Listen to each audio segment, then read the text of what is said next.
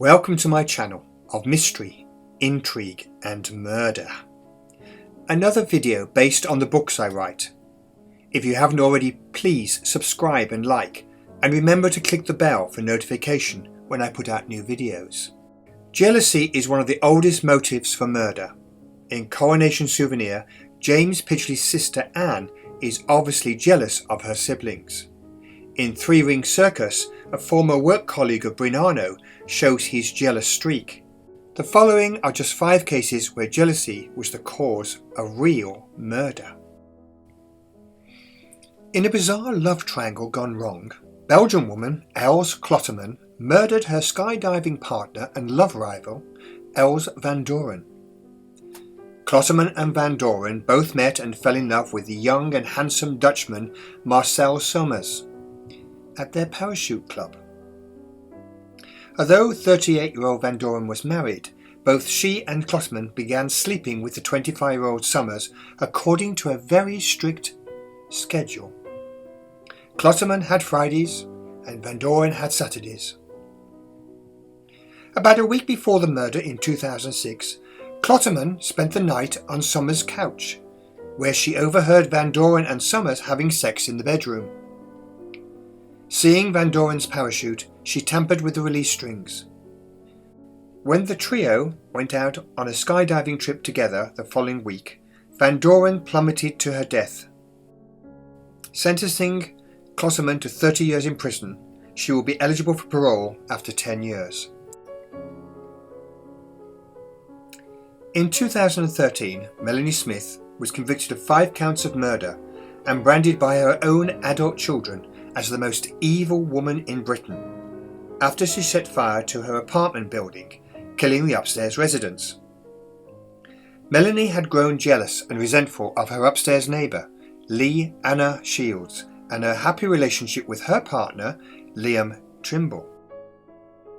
Particularly because Melanie's tempestuous relationship with her own boyfriend was not going well, because she often suspected him of cheating. After hearing Leanna and Liam having sex one night, Melanie became increasingly angry and lit the baby carriage Leanne often left in the hallway on fire. The ensuing blaze killed not only Leanna and Liam, but her young son, nephew and niece who were staying with her that night. Smith was convicted and sentenced to 30 years in prison. Here in America in 2005, Illinois high schooler Sarah Colby invited her former friend, 16-year-old Adriana Reynolds, to lunch at Taco Bell before beating and strangling her to death in the parking lot. After which, she dismembered the body and disposed of the body and then promptly ate some McDonald's. Sarah, who was assisted in the murder by her friend, Corey Gregory, was reportedly jealous of the attention Adriana was receiving from the boys at school. According to classmates, she expressed her desire to kill Adriana multiple times, but was never taken seriously. In a note written by Adriana to Sarah shortly before her death, she acknowledges that Sarah's apparent hatred of her and hopes to make amends. She writes, "This kid I used to like a lot even asked me, and I told him no. I told him no because of you." The note implies that at one point the two girls may have been more than just friends. Sarah Colby was found guilty and sentenced for 53 years in prison in 2006. Miami high schooler Pedro Bravo fell in love when he started dating his first girlfriend, Erica Freiman. The couple dated for 3 years, but Erica felt relieved when she ended the relationship. She ended up moving to college, along with a mutual friend of Pedro's, Christian Aguilar. Erica and Christian began quietly dating, and Bravo did not take the news well.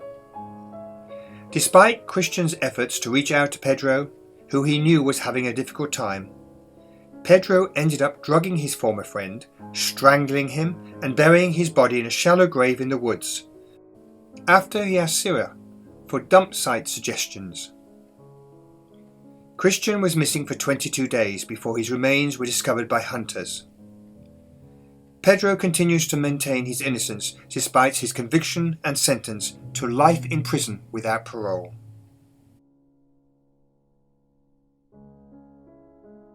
Navy sailor Sixto Balvena, 20, didn't meet his fiancée in the most conventional way. Tamara Hoffman, 48, was a high school maths teacher in Arizona before becoming his lover. So it probably shouldn't have come a huge shock to Sixto to discover Hoffman in bed with another student, but eventually it did. On naval leave in 2009, Sixto showed up at Tamara's house at 2 a.m. on a Friday night. He grabbed a knife upon hearing suspicious noises. When he found Tamara in bed with 17-year-old Samuel Videra, he flipped into a jealous rage and started beating him. He even threw a printer at him. Sometime in the midst of all this, he stabbed and killed Samuel. He expressed remorse for the killing, but also mentioned how the knife slid in like butter. Being jealous is never a good thing. You never know who you might murder. I hope you enjoyed my tale of intrigue and murder, and if you'd like more, please subscribe. And if you have not done so, remember to click the bell icon so you get notified when I post a new video. I would like to hear from you, so please leave a comment and remember to share with your friends. Coronation Souvenir and Three Ring Circus is available on Amazon worldwide. Thank you for watching, and I hope to see you on the next mystery, intrigue and murder blog.